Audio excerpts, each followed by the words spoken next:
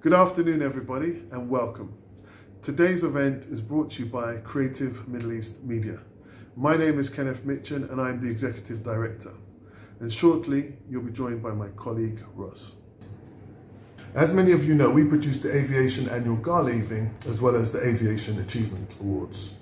This year, the event takes place on the 9th of December, so we're hopeful that the COVID-19 situation will be under control by then, and that you'll all be able to join us for a much-needed industry get-together.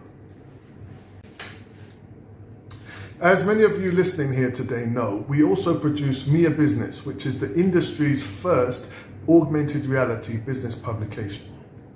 Most recently, we expanded our augmented reality service by the launch of Creative AR.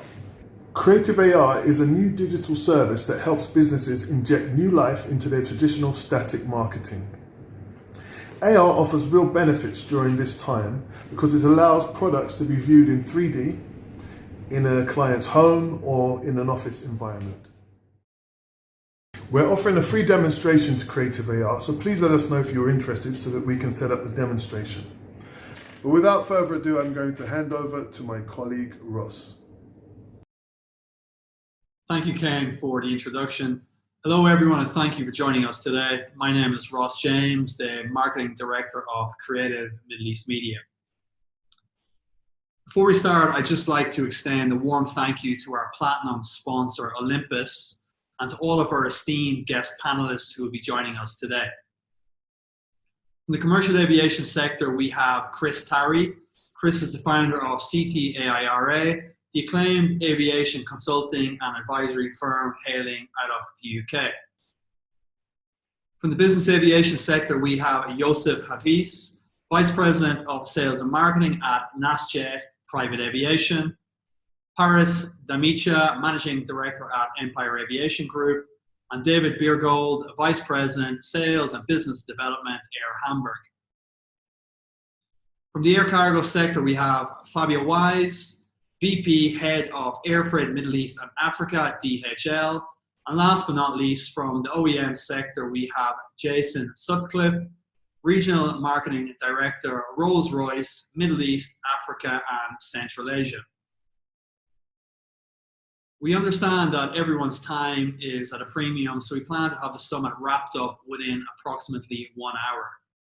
With this in mind, we're going to simply ask a series of questions that we have crowdsourced from within the industry, take a proverbial backseat, and let the experts give their learned insight.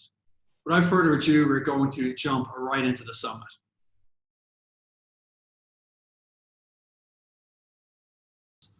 So the first question is, which types of organizations will succeed in this current environment? So Ross, I think it's a very difficult time for any organization during this novel situation that we're dealing with. I think the first thing to understand is that there's no place today to sugarcoat where we are. I think it's, as leaders, it's our job to paint reality and then give hope as well. Now, there's a lot of words that are thrown around in these days: resilience, agility, and a few others like that. However, to me, today's business environment is that of sustainability. I think it's very important that organizations act fast, protect their cash, protect their best resources, human resources or otherwise. And I think equally in a situation like today, it's important that everybody is empathetic. We're all in this together. It doesn't matter what level of the strata you're in terms of business. I think as long as there is an understanding of that and some empathy even with your clients, your customers, and all your stakeholders, then you can easily navigate, make sometimes tough decisions, but make the right decisions nonetheless to be able to sustain through the issue and then hopefully come out on top. Perfect. So you mentioned tough choices. What are the tough choices that companies face in this current climate? Ross, the current situation is a very difficult one financially for everybody. the COVID-19 phenomenon might be a medical phenomenon, but the crisis itself goes much deeper than that. You know, we're in an economic crisis, we're in a social crisis, we're in a psychological crisis. So obviously, while all businesses need to protect, you know, their finances and their financial well-being, cash is king, as they say. I think there are some tough choices that need to be made to protect actually those within that organization in the long run. I think a part of it is, you know, you cannot go out there and slash 40% or 50% of your workforce. That does not work. I think where we are today is we're in a known, which is this thing is we are going to come out of this. However, the unknown, so it's a known unknown, and the unknown portion of this is when. And so while we're unsure of that, we certainly need to protect and get the support of the people that you're working with to skim wherever you can and protect your financial health and well-being. Having said that, you know, there's a lot of people also that are opportunistic at a time like this. I'm not saying that we need to be opportunistic at all. However, if you have the support of all your stakeholders, then I think that you can come up with a robust model that will allow you to weather through the storm and then be stable coming out on the other side. And so you are going to have to make some changes, you know, and those tough changes might be cuts in remuneration for a temporary period. You know, it might be cuts in improvement projects or investments that you were looking to do. I think those things are not prudent in today's day. And things that are easily, you know, can come to the organization or can be done at a later stage once things get stable and start getting, you know, moving on the trajectory again. Got it. Perfect. Question 3 is, should organizations plan for a short, medium, or long-term recovery?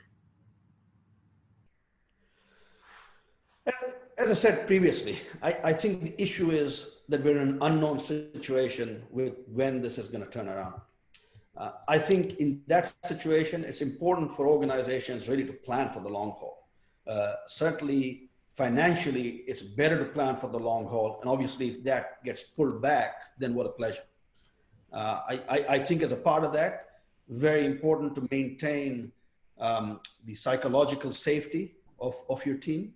And I think as long as you're in a situation where you're maintaining both your psychological safety and a high urgency in whatever you need to do to prepare going forward, then you're in problem-solving mode. Right now, we're in a situation where we have to solve the immediate problem, and then hopefully business continues as it starts coming back. The fact of the matter is, aviation as an industry has been the hardest hit. However, in my opinion, the same people that are hurting the economy are the guys that are also going to have to move around to get businesses and get the economy reviving again. So aviation will come back. It'll hopefully come back strong. And it's just a matter of being prepared for that time and being around and relevant until then. Got it. So plan for the worst, expect the best, right? Absolutely. So question number 4, as we come out of this crisis, what will happen to the supply and demand of business jets? So the supply and demand of business jets today is actually going to be a double-edged sword, in my opinion. There's one school of thought that a lot of people that will need to travel around and get very busy to get economies back up and running are going to be a lot more comfortable on a business jet rather than traveling through busy airports and airliners. The flip side to that is a lot of those very organizations at a larger scale might be hurt financially and economically to have quite a big issue in terms of being able to travel around. So I think while there will be a want to do it, there might, or a need to do it as well, there might not necessarily be the means to do it. So you might see a high demand, but I think from some of the economies west of here, you might also see a big supply of business jets. You know, this is different from 2008, 2009 economic crisis, when you were still able to fly, people were still able to do things. This is different from September 11th, when it was a particular event that affected us, and it was a particular region that got affected. Airplanes were still flying around. You have to understand where we are today. The world, in terms of aviation, came to a stop. And so that's going to have some major effects across the globe. And while I would like to believe that we'll come back very strong on the business jet side, I think, unfortunately, we are going to see some casualties through this thing as well. Got it. So section 3, just pertaining to the lessons that we have learned so far. In your opinion, what are the lessons that we've learned so far? So I think people have started to realize, to go back to the earlier point of resilience and agility. The situation has literally brought the industries to its knees. And unless we're agile and able to move around and do things that are going to be necessary for us to come out, we would be really hurt.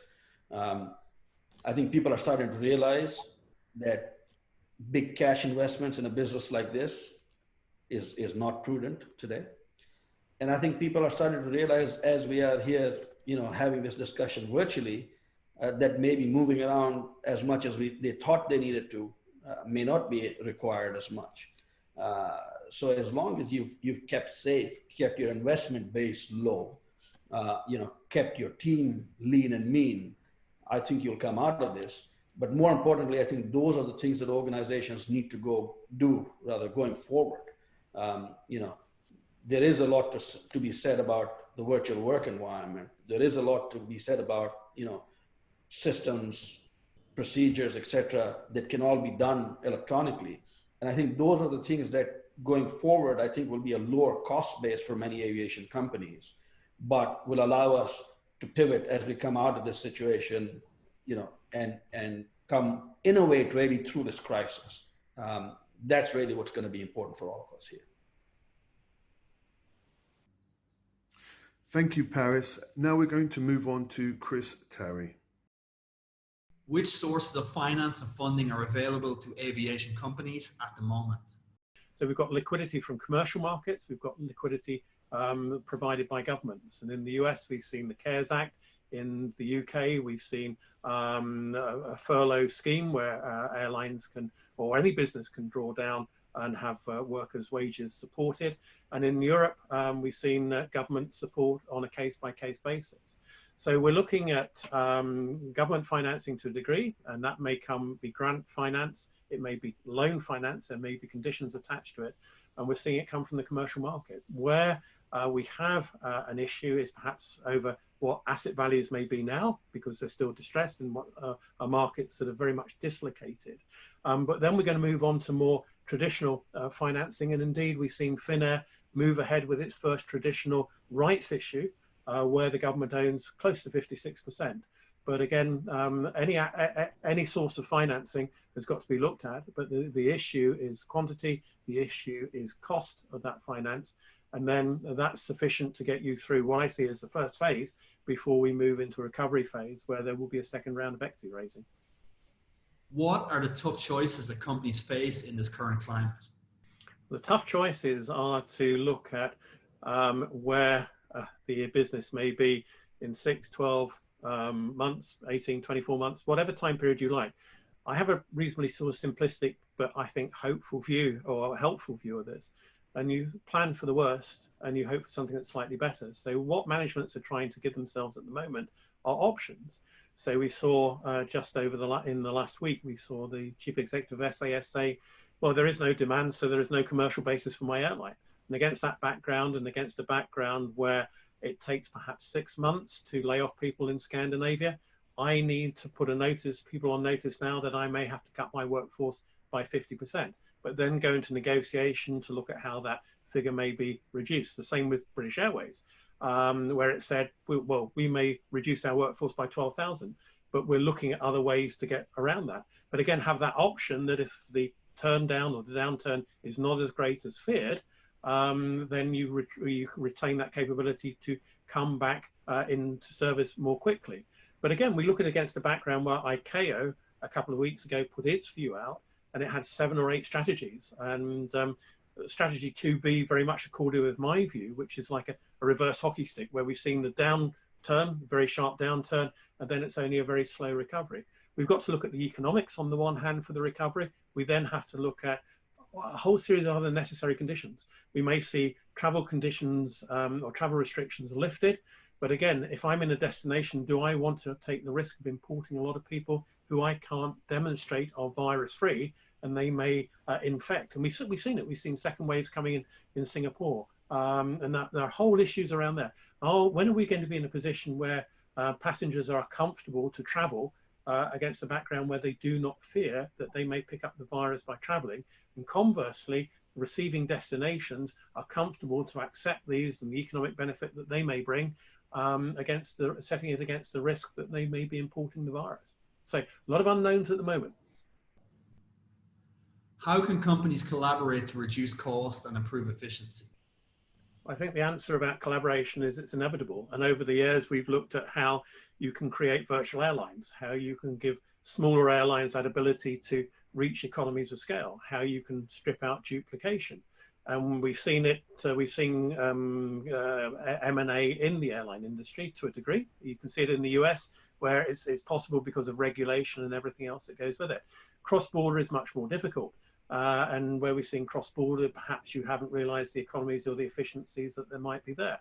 There's still the whole issue about ownership and control rules, which may apply, and they will apply, I believe, in the future. We've got free movement or free market access, but we haven't got free movement of capital. But to answer your particular question about greater collaboration, I believe it may well happen. And certainly looking in the UAE, there's one that's talked about quite often about how Emirates and Etihad may collaborate more closely. Now, I have no way of taking a view on what might happen there. That's for others to determine and decide. We can move the pieces around the chessboard in the case of many airlines and have a view of where great benefit may be realized, but you need owners to agree that that might be the way forward. You need managements to agree it might be the way forward, and then you need regulators to be able to approve it. So question 5 is, should organizations plan for a short, medium, or long-term recovery? I think any normal natural business planning is you're looking for short, medium, and longer term. And in the short term, just about everything's fixed. In the medium term, you have some variables. In the long term, everything is technically variable. I think if we look at the forecasts that have been made by ICAO and by IATA, certainly the ICAO ones, in my view, are very realistic about how long it might take for all of the right reasons. So again, it's a question of planning for the worst, hoping for the best, retaining options. Life's about options, business is about creating options. And you're not going to shut anything down without any opportunity to bring it back into service or be able to implement change. So what we've seen is a lot of airplanes parked. I think there's 16,000 aircraft parked or stored at the moment. What we're inevitably going to see is a slow recovery. We don't know when that's going to take place, but I think we've probably lost the Northern Hemisphere summer, which is an important time for airlines to earn cash. So that has implications for their cash into the future part of the year. And again, we've seen some airline managers say, well, instead of flying 5 times a day to here, we might start off flying twice a day. And again, if you use that as a metric and apply to a minimum service of twice a day, then it's very easy mathematically to determine what the starting point is going to be and then how quickly it's going to recover. But underneath it all is how people see the economy, how quickly the economy may recover, but also the removal of the fear factor to travel. So what lessons have we learned so far? I think the lessons we've learned, we learned them in other times of what I would call event-related disturbance. Airlines know how to react to a downturn and an external event. So you stop flying. You then try to reduce your cost as quickly as possible to get to a minimum level of cost and retain that ability to recover and to restart operations or accelerate operations. This time around, it's something which is deeper, broader, and more unknown. And before, we've only had, in the case after 9/11, we had US airspace closed for 3 or 4 days. Now we've had countries closed. So it's how you unwind it. And you get to a point where travel isn't going to be the same anytime soon. Even when we get to destinations, issues of social distancing are going to constrain the number of passengers who may be accommodated. We've seen businesses where the natural tendency would to be go out and travel as quickly to generate business. But companies have been affected by the financial impact upon them, and travel is a discretionary spend. So this is something that is quite different. And again, we can model, and models work because all the cells link up. It's the assumptions have got to be made that are reasonable. And it's only as time goes by that we will fashion a set of what are probably best described as reasonable assumptions for the future.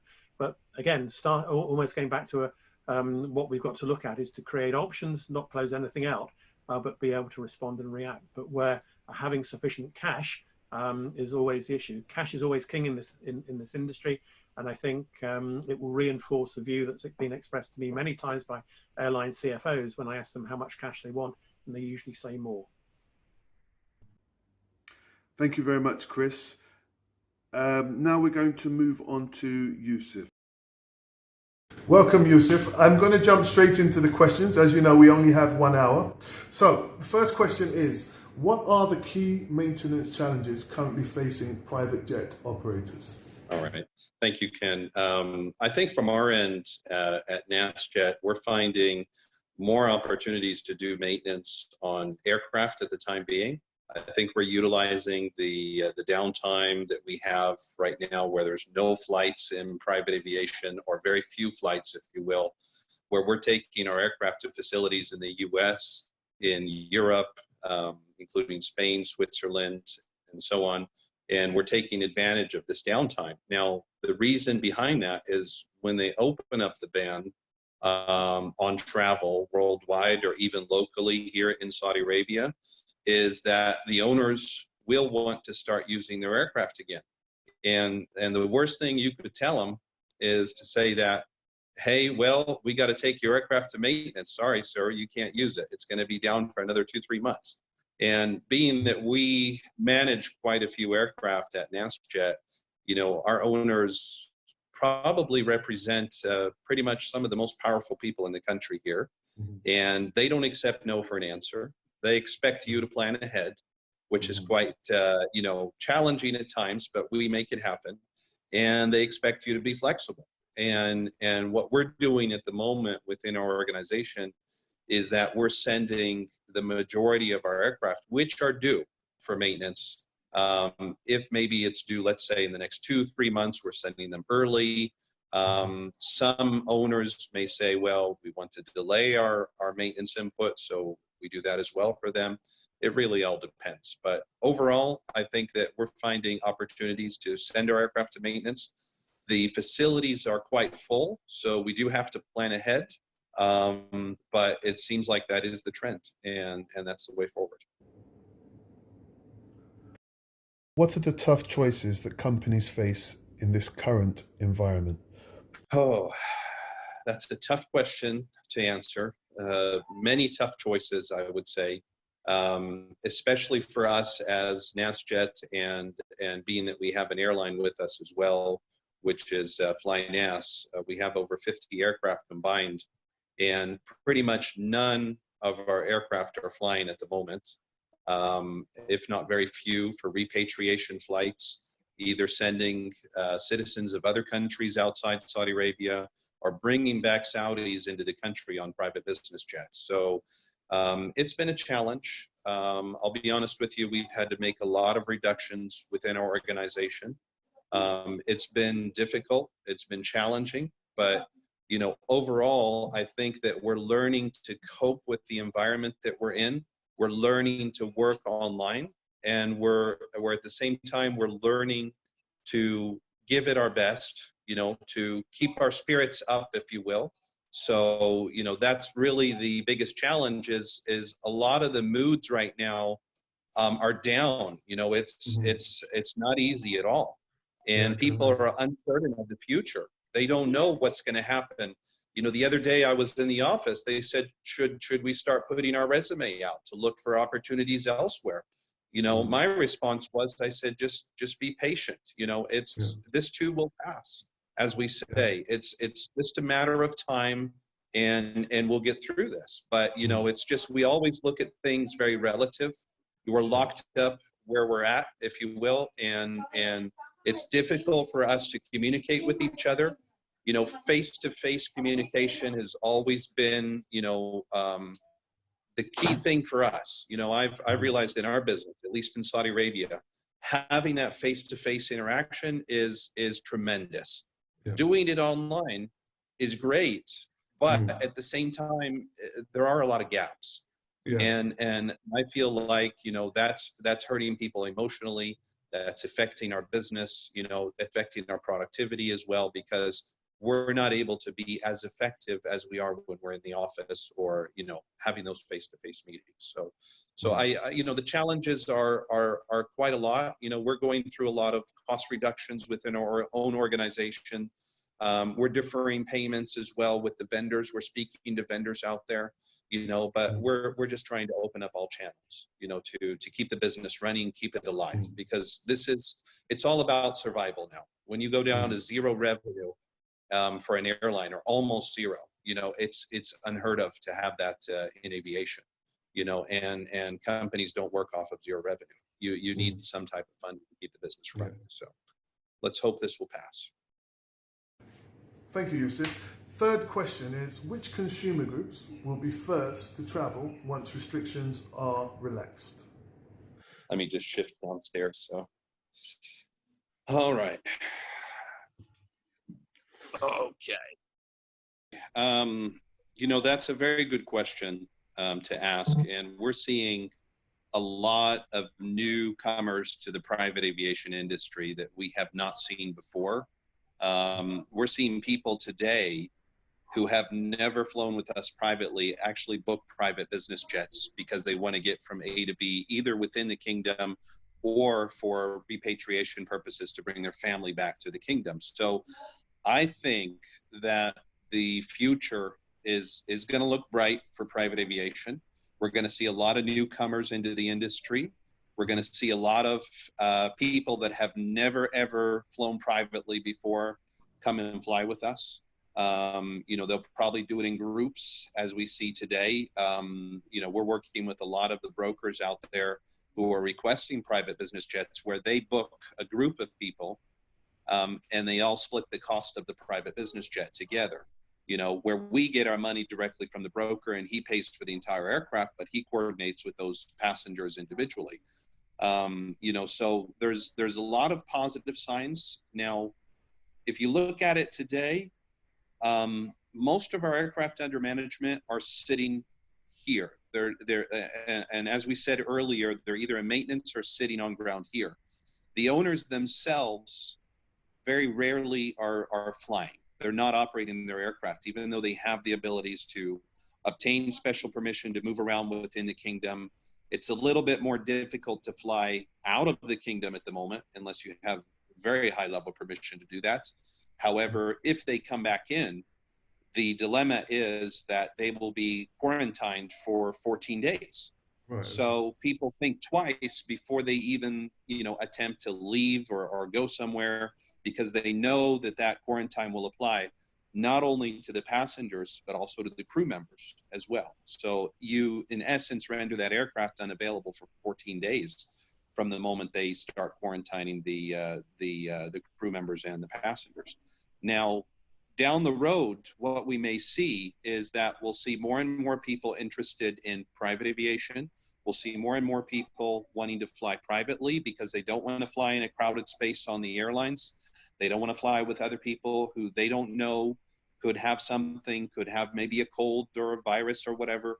They want to keep tight, as they do in their own homes in the lockdown. It's the same group of people that would get on a private business jet and fly from, you know, A to B and so on. So there's going to be some opportunities out there. Businesses overall, I think, because when we look at businesses, those are our ultra high net worth individuals who own those businesses. Mm-hmm. The flying hours may be reduced slightly with their own private business jets. But what we will see from them more now is they will ask us to charter those business jets for them to help reduce costs. So it's another opportunity there where we're saying, okay, you used to operate privately. Now let's take your aircraft and transition it over to a commercial airplane, meaning move it into commercial rules and regulations and start chartering that aircraft so we can reduce cost on your actual asset or owning that asset, if you will. It's not going to make it zero, but it's at least going to reduce cost. So I think that there are going to be quite a few opportunities coming out of this. Fourth question is, which clients should be targeted now for advanced bookings? Well, I think, and as we said earlier in the previous question, is that those clients who have never flown before, they're the ones that we're starting to target. Now, how do we target them? By making ourselves more visible to the market. Right now, we're using this opportunity to revamp our website. So NASJet's website, the last time we revamped it maybe was 5 years ago. So we need to make it more accessible to the public. We need to tell the public out there who we are, where we are, what we have available, and make it tangible for them to understand, because a lot of people don't know how to book a private business jet. They don't know how many seats are on there.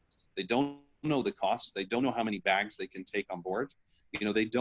So it's an education process. So with this new website that we're developing, with the social media tools that we use like Twitter, LinkedIn, and so on, we're spreading the message out and letting those people know that, hey, we're available, we're here, these are the types of aircraft we operate, here's the cost to give you a rough estimate from A to B if you want to go there, and if they're interested, here are the numbers to contact.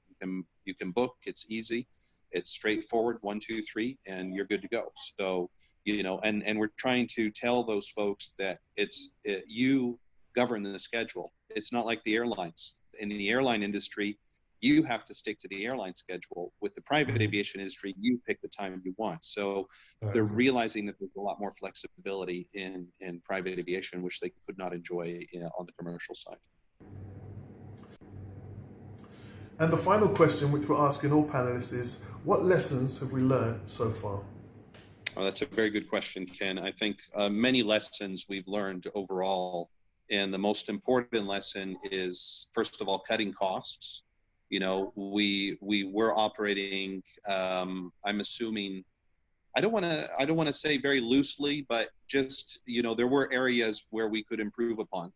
And cutting cost was one of our biggest day one concerns overall because of the downtime on the aircraft at the moment and no flying happening. The second thing is we had to quickly figure out how to use our digital tools available to communicate with each other. So one of the positive things that our company did is they immediately signed up for Microsoft Teams, which is a wonderful tool. It ties in with your Outlook, with different tools within the organization. And you're able to set up meetings with those individuals. You're able to speak with them, to share notes, call them up directly or individually. And I think that was something we didn't have before. And we're realizing now that we can actually come close together as a company, and figure out how to solve a problem. It's not just over the phone. You actually see the person as we see each other right now in this meeting. You can talk to them. You can share notes with them. You can follow up with them. And I feel like overall, even though we're working from home, we're here. We're able to be a little bit more productive in some cases, not in all cases, but we're working those meetings where we're going from meeting to meeting rather than traveling by car or taking a flight to go to another city to meet somebody. We're able to set up a Microsoft Teams meeting, if you will, and go ahead and either if it's with a client or with our own people or with our management, and able to make decisions on the spot. Now, I still feel that doesn't take over for the human side, because the human side, when we used to meet face to face and we're able to see each other face to face, that was a lot more effective in my opinion. But at least we have a tool to communicate, and I think keeping up that communication is key.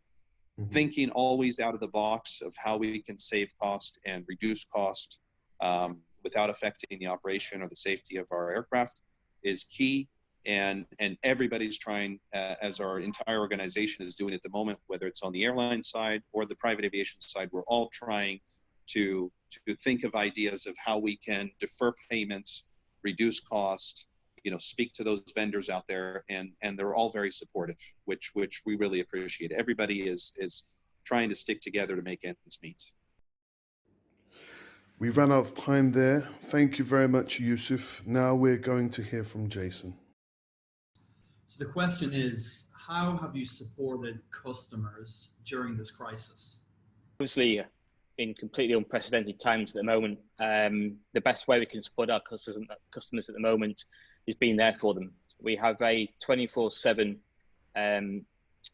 aircraft availability centre back in Derby, where we have engineers there ready and waiting to take the calls in from our customers, as well as the airline support teams that are regionally based around the world. So we have a team in the USA, in the UK for covering Europe, in the Middle East, where I am in Abu Dhabi for the Middle East and Africa, a team in Singapore and a team in China. And we're there supporting our customers' requests, whether they're technical issues, whether they're engine preservation issues and things like that.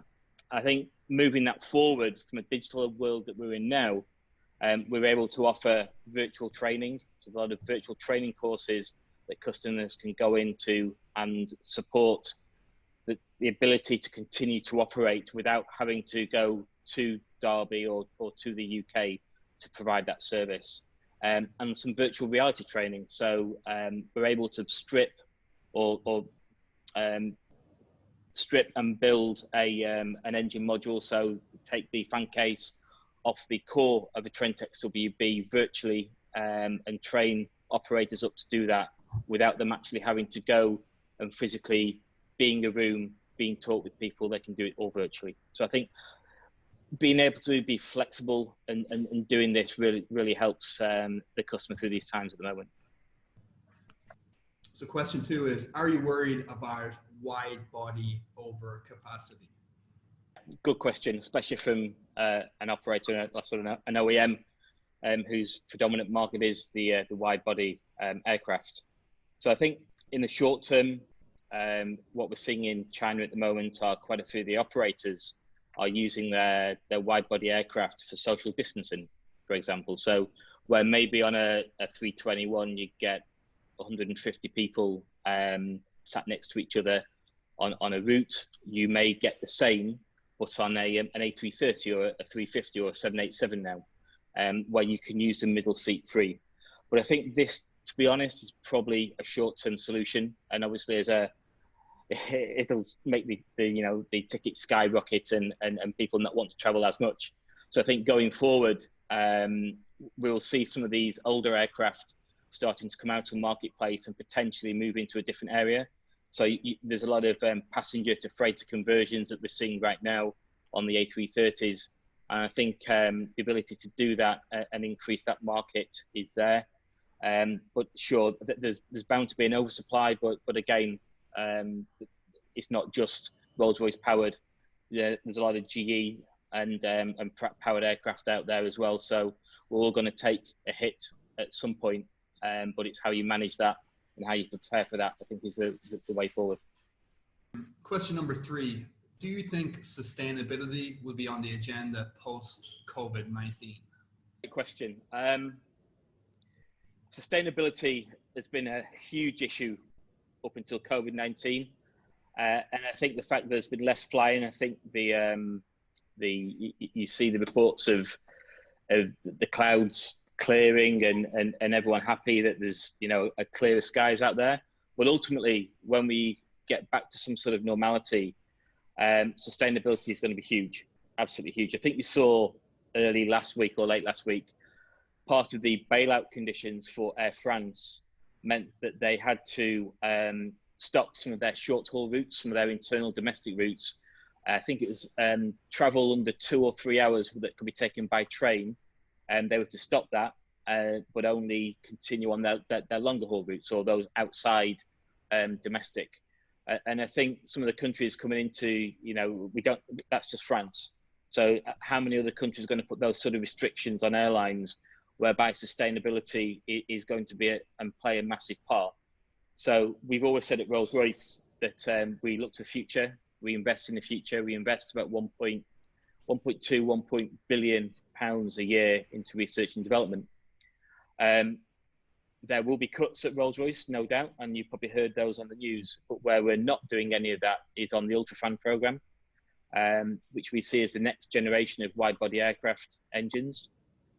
That will deliver in the region of 15% improvement in fuel burn.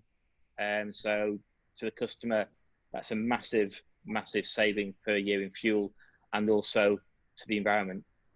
And I think if you look forward and beyond that, you see electrification, hydrogen. I genuinely don't know or don't feel that we've got to a point whereby we know where we are. We're at this VHS Betamax point at the moment. Is it going to be electrical? Is it going to be hydrogen? Is it going to be hybrid? Probably going to be hybrid first, and then move on down the line.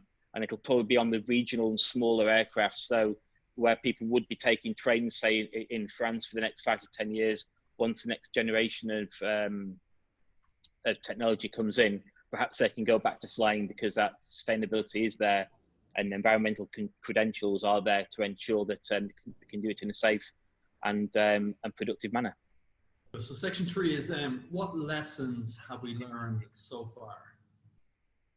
So I think so far it's been extremely useful in getting the information and data back to our centre as quickly as possible to compute in order to look at how we think the fleet's going to look going forward and be able to make decisions on that and be able to make decisions very quickly. You see that at the moment Rolls-Royce is making very important business decisions on the information that we're getting back either from aircraft flying or not flying. I think the digital transformation that we've been through and digital capability to understand, for example, we're using that to understand what aircraft are parked and preserved for short term, what aircraft are parked and preserved long term, so that we can really understand the fleet when they start coming out of preservation, when they start flying, and how they are now when they're all parked up, or the majority of them are parked up and ready to start flying again.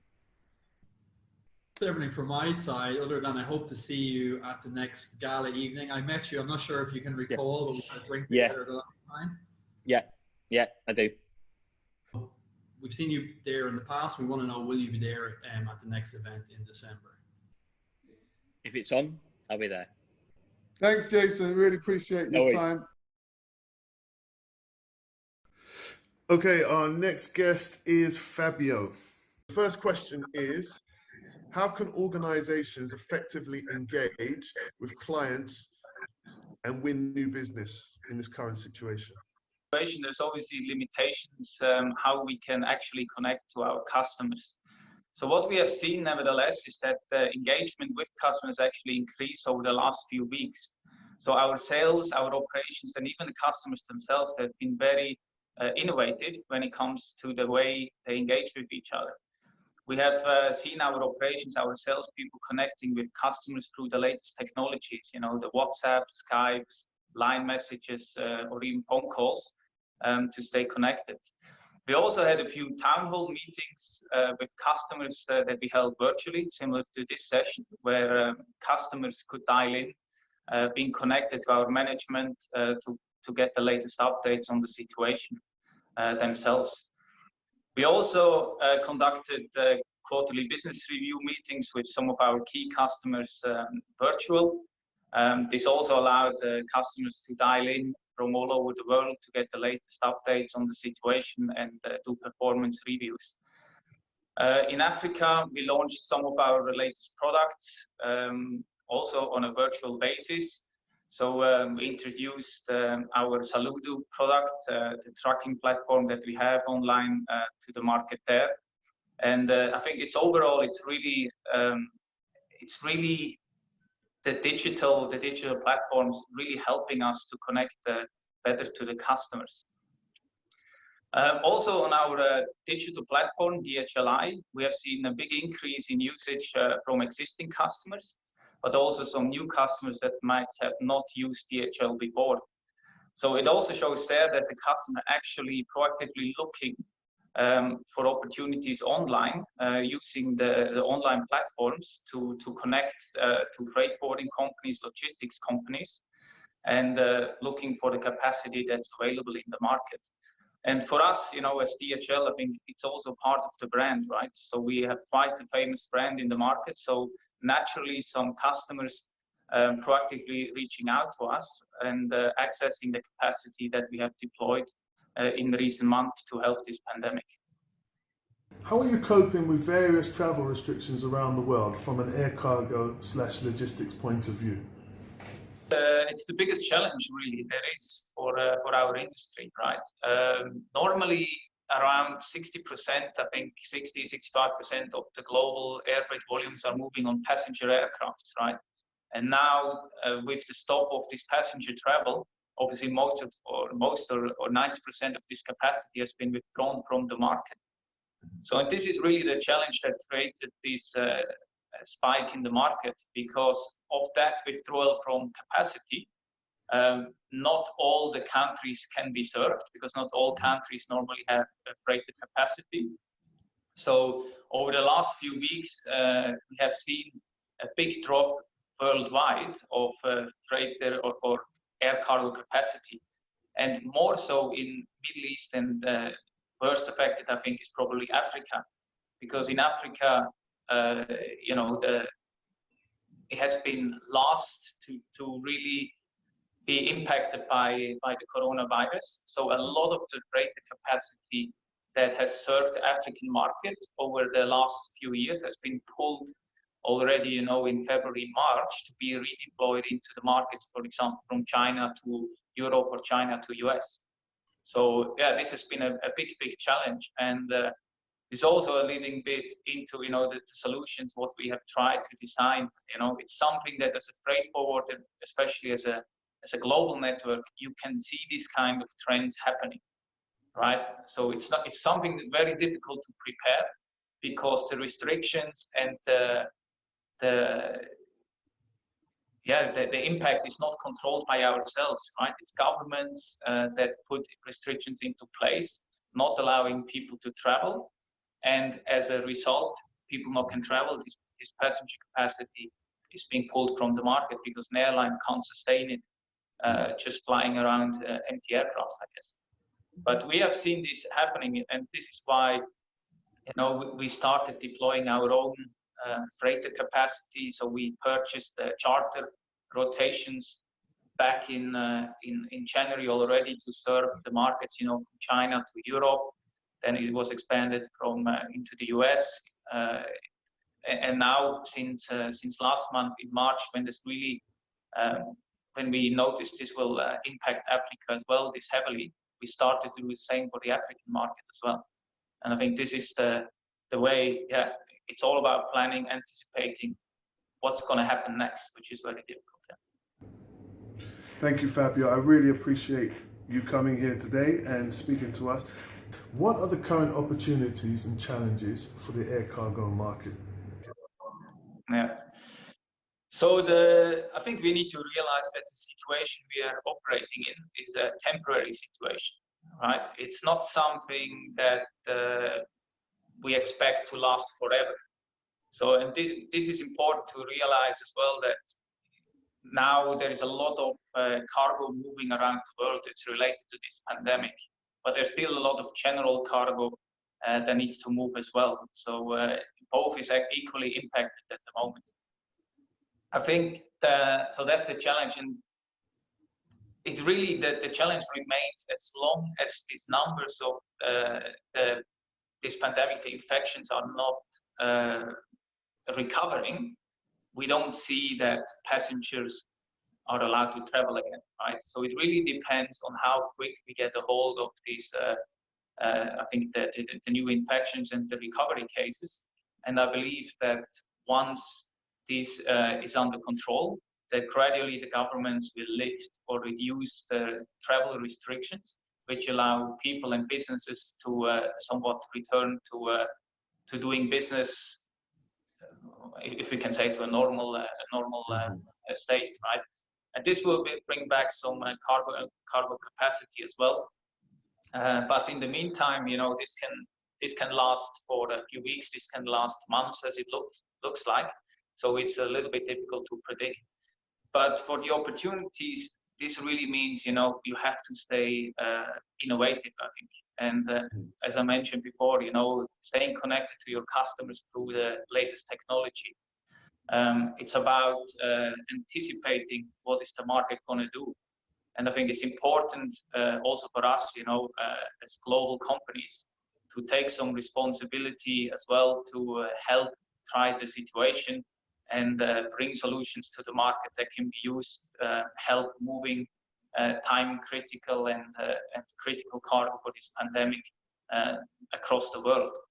And for us at DHL, we have started doing this already back in January, when we deployed some charter capacity from Asia into Europe and Europe into Asia, when it was still happening with China. So we moved a lot of COVID-related material from Europe to Asia.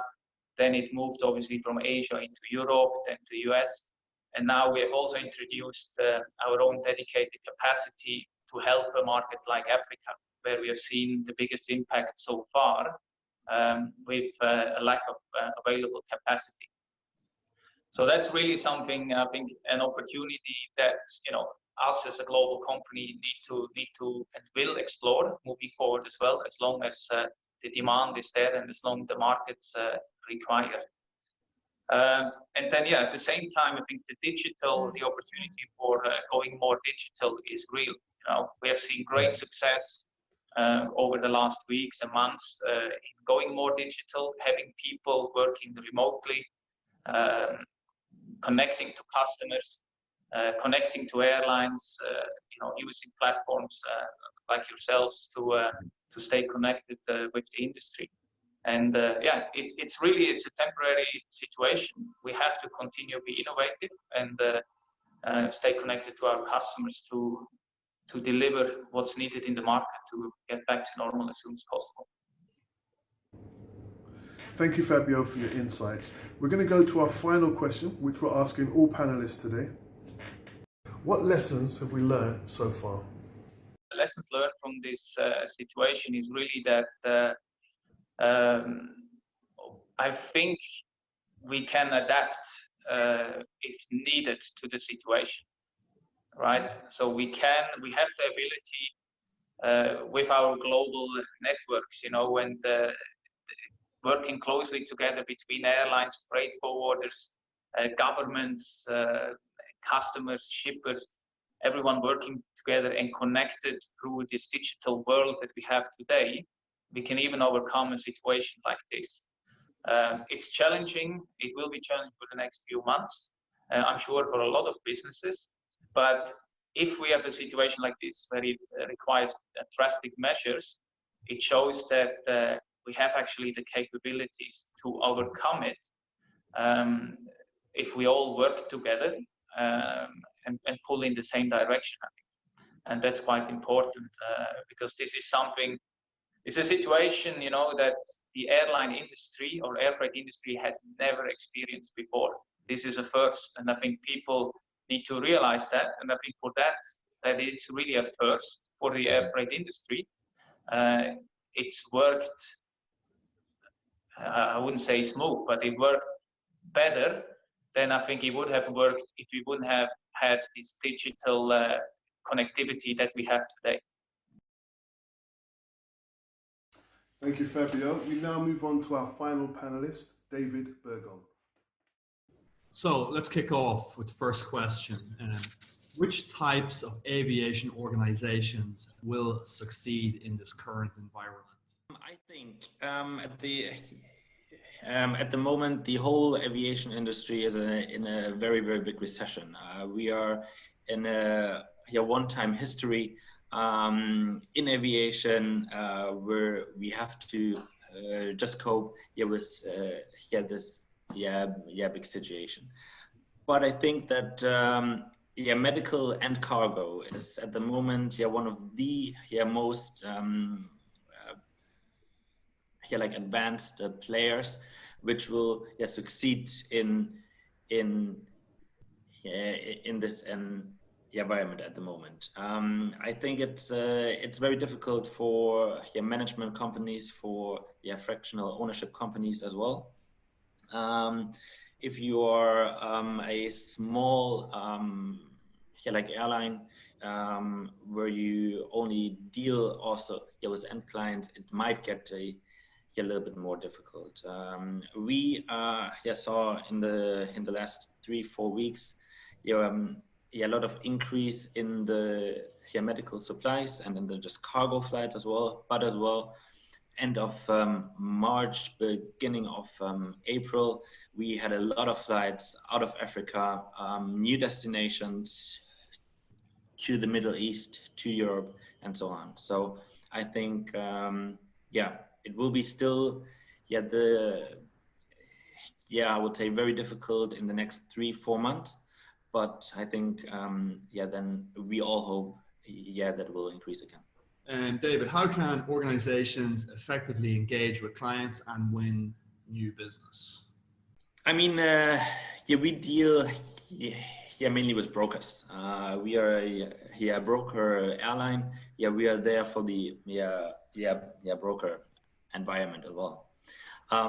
But I think at the moment there are a lot of opportunities as well for clients who are not flying actually with a private jet, with business aviation. For example, they did some nice vacation at the just Bahamas. Wanted to go back to Europe, which was in the end not possible. Those clients who have some money in the account and who flew like business class, first class before, now they have the opportunity to experience as well the business aviation, maybe a little bit more flexibility. I mean, in those environment at the moment, we are restricted, but in the normal times, they might see how flexible they are, how the luxury and is actually. So those customers might go from like business class, first class, now in the future to a normal like jet, and will fly with us. Will fly with some management airlines or with some fractional ownerships. Cool. So next question is, what are the tough choices that companies face in this current climate? I mean, just the biggest problem is at the moment the restrictions. The restrictions are changing day by day. Every airline has to see what those restrictions are and to assess those, like overnights, crew duties, and so on. In the future, I think as well, how do you organize the maintenance of your fleet, and as well financing will be some issues in the next months as well.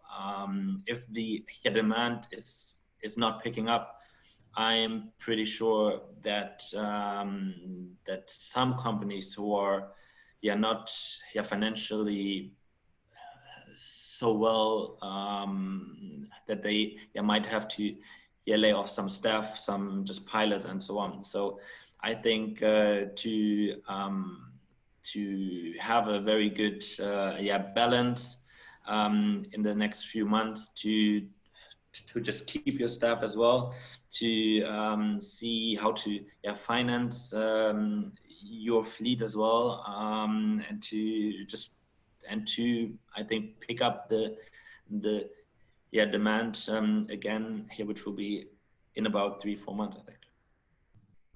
we're just asking, everybody we speak to. So far to date, X number of weeks into this COVID-19, what lessons have we learned as the aviation industry?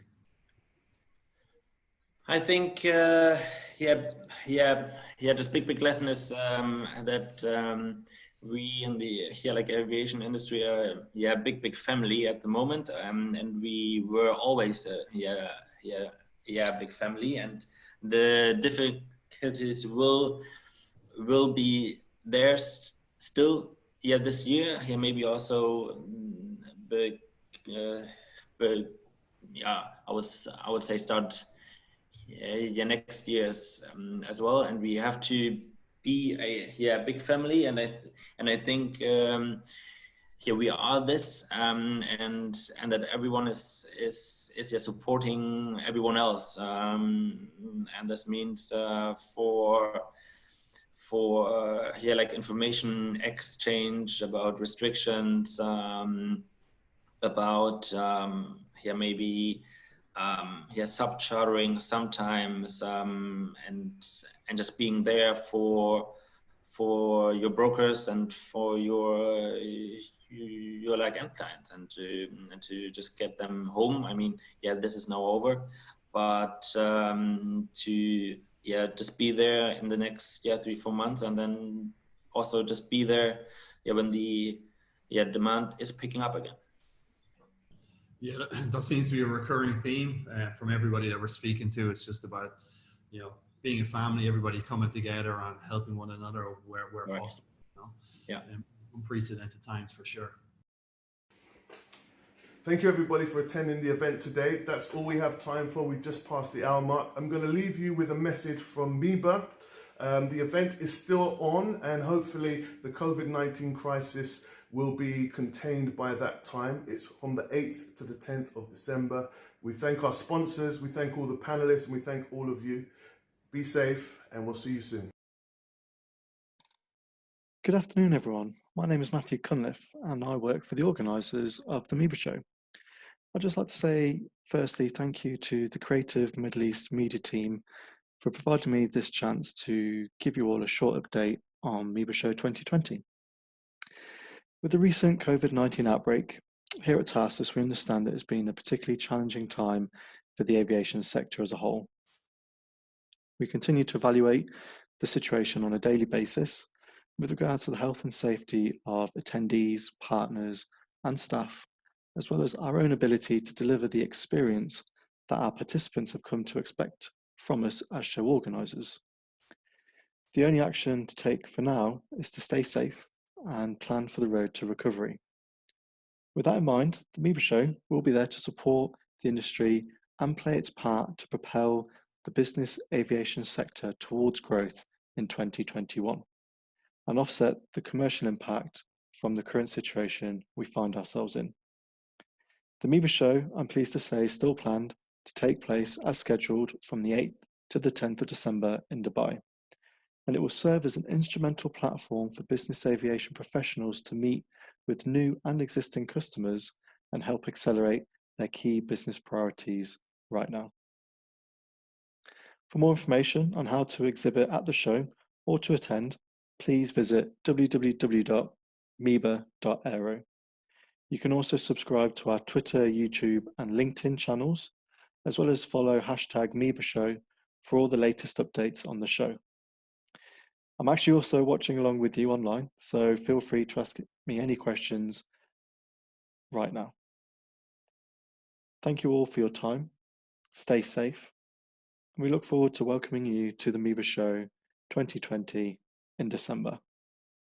Handing back to you, Ken, for the next presentation.